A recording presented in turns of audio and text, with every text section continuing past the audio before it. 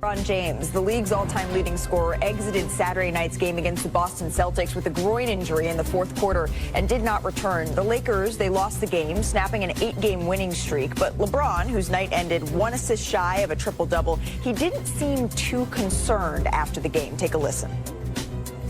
The first thing that popped in my mind was Christmas Day, my first year with the Lakers, was the first thing that popped in my mind. I've been there before and I know what type of injury you're dealing with. Second thing I thought about was 80. It's crazy, but I thought about 80. And then I'm over there just trying to see how much mobility and see if I can possibly give it a go. And then I came back here and did a couple of stretches and a couple of things that ultimately knew that I was probably going to be done for the rest of the night. So. 22 years in the NBA, and LeBron has been mostly healthy through his career. One of the more notable injuries, he mentioned this, was the groin injury he suffered on Christmas Day 2018. That caused him to miss 17 straight games. That's the second longest layoff of his career. Last night, our Dave McMenamin reported that James could miss weeks, not days. But in the light of day, let's get some more specifics from our senior insider, Shams Charania. Shams, what kind of absence are the Lakers bracing for this time around? Malika, sources tell ESPN LeBron James is expected to miss at least 1 to 2 weeks with this strained groin. And typically with these soft tissue injuries, it leads to weeks long of absences, and it could be a potentially extended period of time here for LeBron James when he has evaluation here over the next 24 hours. But unlike in 2018, when LeBron James had that groin tear, I'm told he did not hear a pop last night in Boston. And unlike the last 2 years when the Lakers were competing for a play-in tournament slot, this time around, they are in the 3rd seed in the Western Conference. They do have a level of cushion, an ability here to have caution with LeBron James to be right for the stretch run and the playoffs. And as of right now, we do have to keep in mind, he needs to play 7 more games as well to be eligible for an all-NBA team. Very important to keep in mind. I'm sure LeBron James knows that as well. Shams, thank you. This stretch is unforgiving for the Lakers. So they're the only team to play 6 games in an 8-day span this season. That stretch starts on Thursday. So how do they stay afloat without him here? Bless you. How do they stay afloat without him, Bob? Well, you can't. I mean, you can stay afloat, but the team is much diminished. I mean, he props that team up because, 1, he's one of the best ever to play, and 2, as far as value to his team, he's up there with everybody in the NBA. Now, it'll be a chance for Luka to show what he can do to shoulder the load, but LeBron is the key to the whole thing. Not just his game, Malika, but his leadership. When you're stepping on the floor with a guy like that, and Perk, you play with him, you just feel like you're going to win the game. You just feel like you've got that guy. And I hope, look, the NBA is a much better place when he's playing. So my hope is he gets back as quick as he can. And this Lakers story has been a great story. The thing you got to focus on, though, is him and Luka still need some time to develop that chemistry, and they're going to lose that while he's out. Just more of that time is needed. Go ahead, Querim. I mean, wow. We get a chance to talk about the Lakers in the face of the league right in this injury report. Thank you. Thank you. I love it. I love it. Glad we didn't get bullied. That's number 1. Number 2, here's the thing. When LeBron James went out, when AD took over, I'm expecting the same thing from Luka Doncic.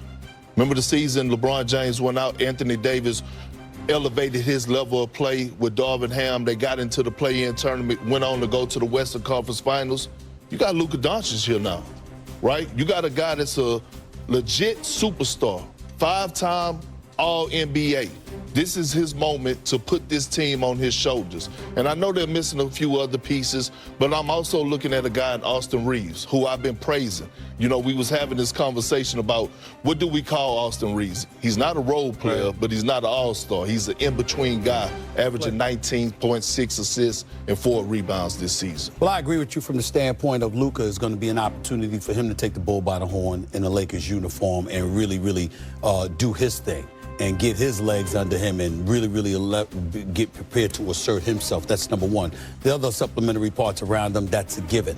The thing about LeBron's injury, I'm not concerned about it. Here's the reason why. Number 1, it affects his leadership not one bit, because you know that brother in street clothes could lead this team because he has that kind of impact on the players inside that locker room and while he's sitting on the bench with them. On the other side of it all, yes, the groin is the groin and we get all of that, but in the same breath, your leg's gonna be a bit fresh once you get back.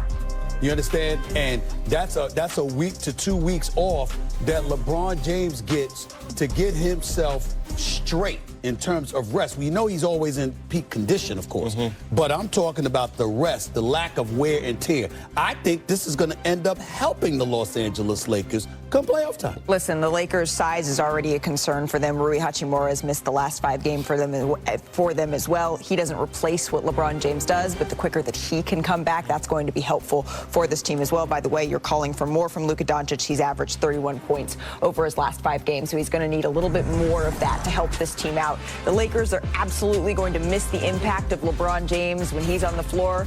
But speaking of impact, let's talk about a real impact pairing brought to you by Papa John's. And it wasn't just 1 or 2 Celtics that put on a championship clinic last night in Boston.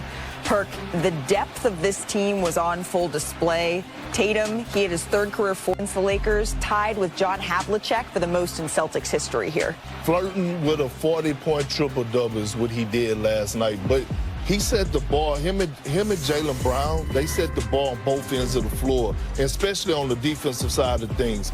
Every single person on the Celtic roster can guard, can slide those puppies from Tatum to Brown to Derek White, Drew Holiday, Al Horford, old man Al Horford. Even Sam Hauser was sliding those puppies last night.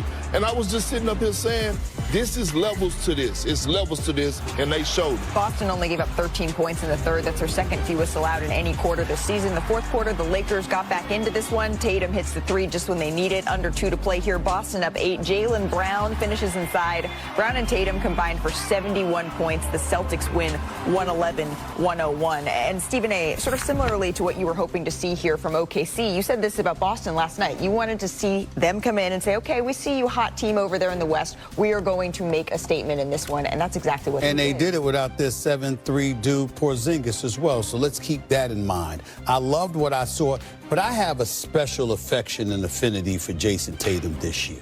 You understand? I'm not going to stop reminding America what happened to him in the Olympics, which was disgraceful. Him sitting on that damn bench and having a coach come up to him before the game. I don't know, we're going to be able to find minutes for you. You know what I'm saying? In a 40-minute contest, got 10 people that's going to put ahead of you. This brother has stepped on this court, and he has played like an MVP candidate and leading Boston all season long. And I know that there's a side of him that wants to send a message. I'm that dude the last 3 years, first team All-NBA. It's about to be a 4th.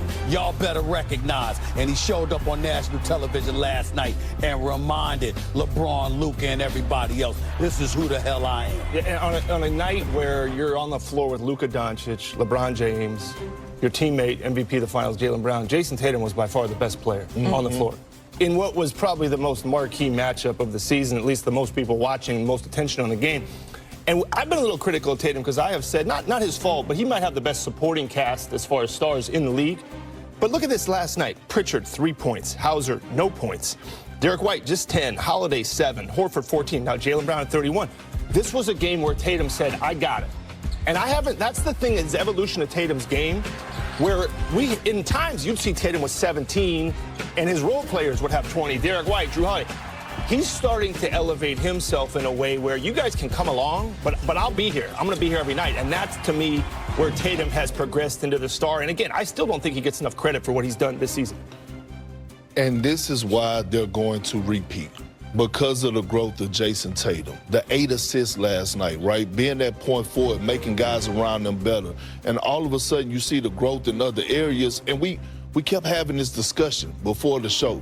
What's the game plan? What J.J. Redick is going to come up with? How can you stop the Boston Celtics? You can't. You can't. There's no way you can stop them. And then in the 3rd quarter, when they put on that masterpiece defensively, I was getting chills watching it. I'm like, damn, you can't search out Al Horford? Luka and Bronny could not go by Al Horford. They tried to search out Al Horford. And I was just like, you know what, man? I get it, the Cavs, OKC, Bucks, all the title contenders that's out there, this team is repeating. I don't see a single team out there that's going to beat the Boston Celtics in the 7 games.